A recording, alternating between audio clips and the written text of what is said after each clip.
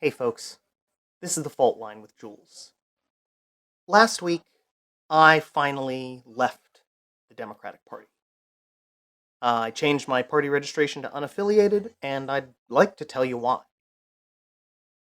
First things first, I've been a Democrat since I first picked up a phone to dial for Obama in middle school.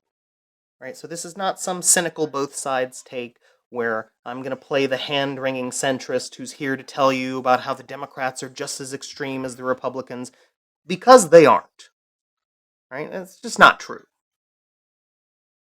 What is true, though, is despite decent records from individual Democratic politicians, the party as a whole has proven itself in its leadership, its infrastructure, its organizing principles, its rhetoric, to be completely and uniquely unsuited to the present moment.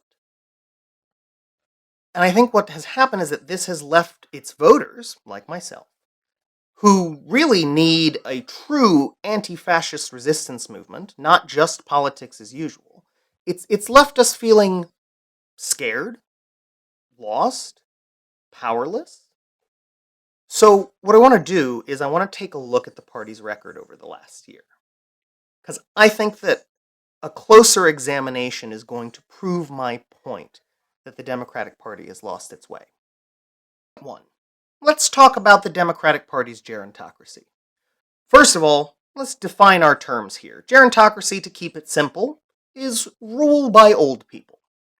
And it's my contention that after literal decades of Democrats valuing seniority over actual political skill, that the gerontocracy, which runs the party, saddled us with the presidential nominee who was just simply too old to do the job.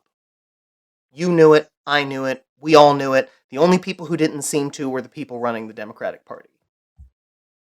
And the fact that it took such a disastrously public debate performance to get the party leadership to openly admit what we had already known for months and months, well, it bred cynicism and distrust in the voters. And it led voters to think that the Democrats were just as untrustworthy actors on the political stage as the Republicans. And that distrust and cynicism, engendered by Biden's re-election efforts and failure, I think it was the deciding factor for a lot of voters who were already disinclined to vote for Democrats because of the economy. Point numero dos. I want to talk about Chuck Schumer's budget capitulation. Because the fact that the first major political action that the Democratic Party took in the second Trump era was to immediately cave to all Republican demands and agree to fund Trump's government would be embarrassing if it wasn't enraging. And listen, I know what you're going to say. I've heard all the arguments.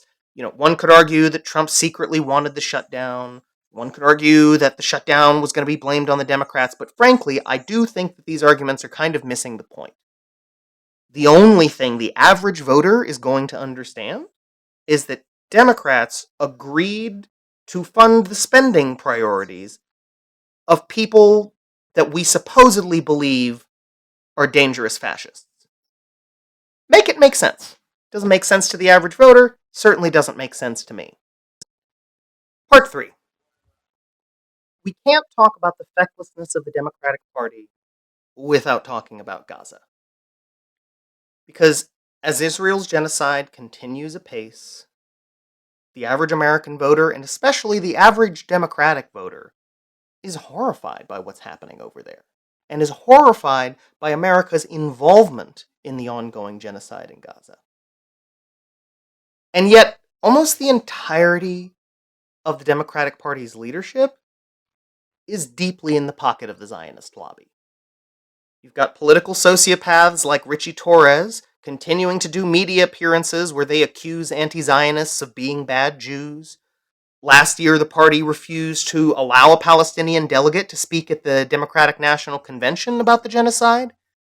Chuck Schumer has openly stated that his number one job is to make sure that the Democratic Party remains pro-Israel. Now, some of these people in leadership are genuine ideological Zionists. But we have long since passed the point where we can pretend that the tens of millions of dollars that AIPAC has dropped into Democratic primary politics doesn't have an effect.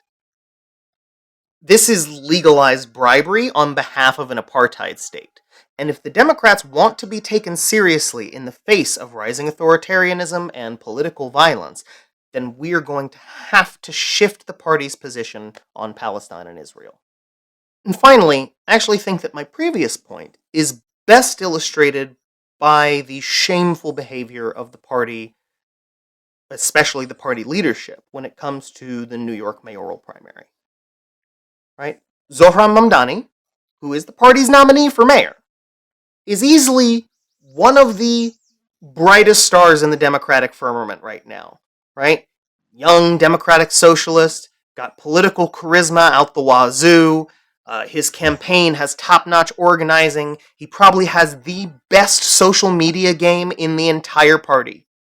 And you would think that that would mean that National Democrats would be falling all over themselves to be associated with his brand and with his success.